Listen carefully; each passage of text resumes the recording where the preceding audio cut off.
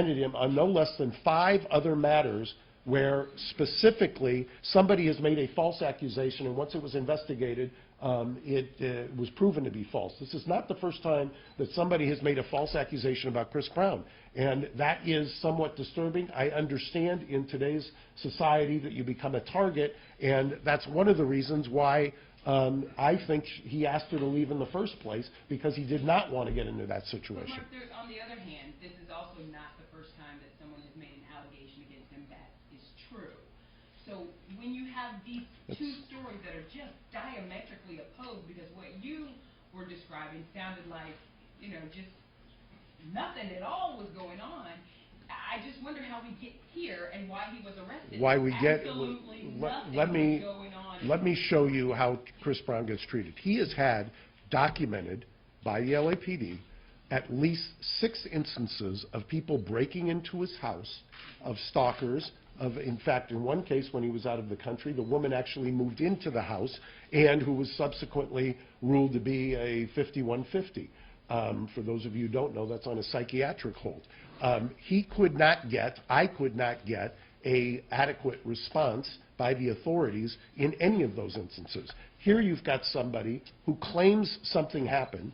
Mind you, the police talked to Ray J, who said it never happened. He also went and posted a video, which I'm sure all of you have seen, saying it never happened. And the response was like something out of the siege at Fallujah.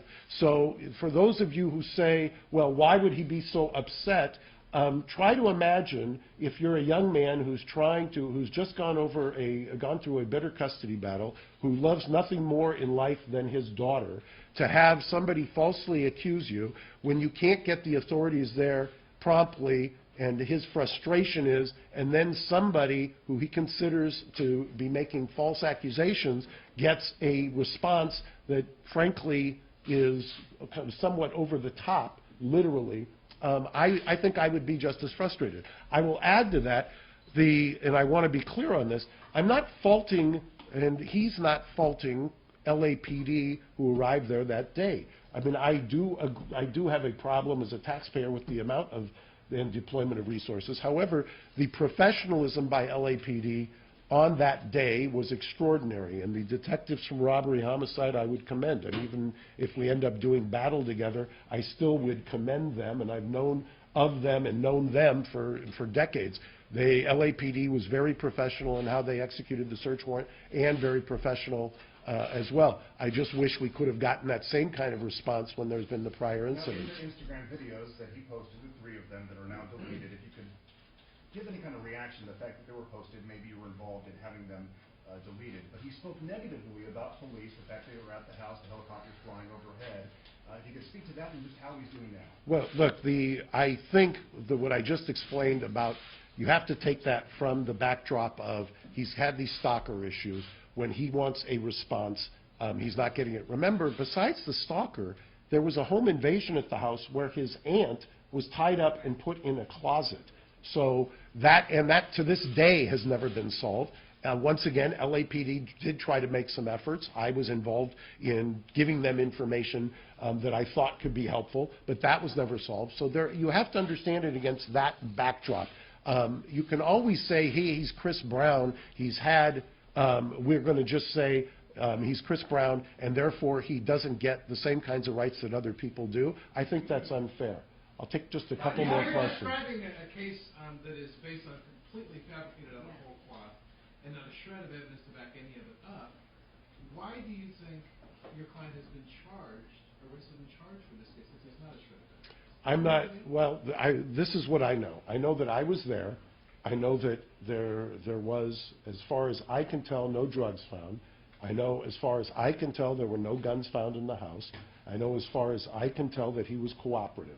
All I know is that at a certain point, there was a statement made to me that we're going to arrest him. I won't get into the details of that, other than to say that's what happened. He was then arrested, obviously. He posted bail. It's going to ultimately be up to the district attorney's office whether to file charges. Does Murray have a grudge against him? Murray in the DA's office?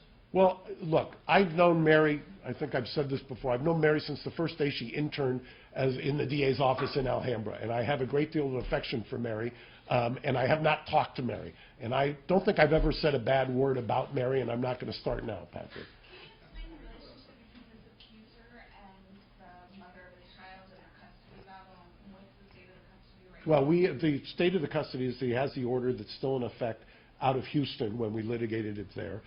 That was reaffirmed here, and information has been, we've been deluged with information. So I've got no less than 4 investigators working on this at the same time who are interviewing people, and we've been given information that there is a relationship there, and obviously we're going to plumb that. One more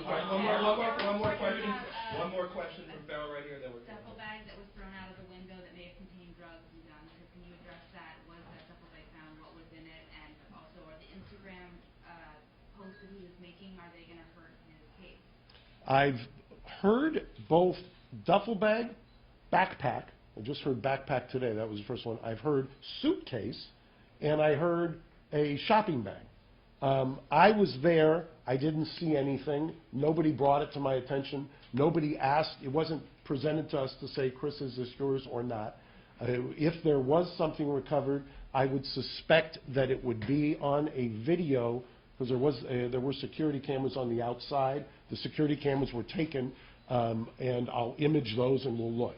As far as I know, I've heard that. I can't tell you how many times. There's no way for me to confirm Mark, the that. accuser has been on literally every single one of our shows, telling a very specific story about a gun being held a foot away from her head.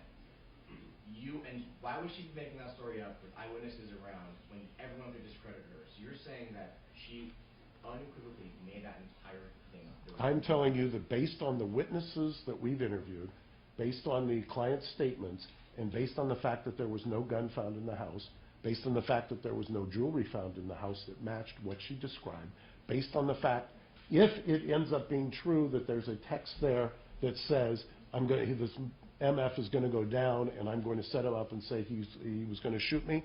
I know that some people find it hard to believe that people in this day and age may lie for certain ulterior motives, but it is interesting to me that when somebody has a incident that supposedly you're frightened to death and you're scared, that the first place you go is to TMZ as opposed to the hospital, your psychiatrist, or maybe even your lawyer. So I think that speaks volumes. I think if anybody were to do, and clearly what we are doing, any kind of investigation, you would see here in California you're allowed to find similar motives and similar acts if they show a signature.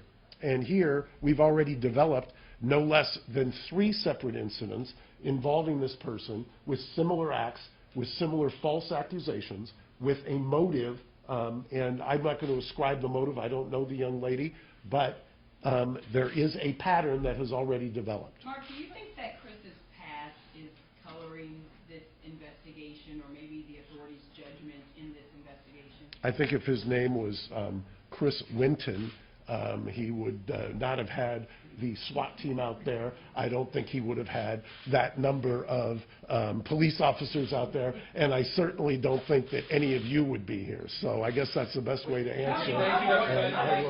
Thank you. I appreciate it. Thank you very much. Thank you. Guys, how was it that Kern was in the house? Chris Moore previously? John?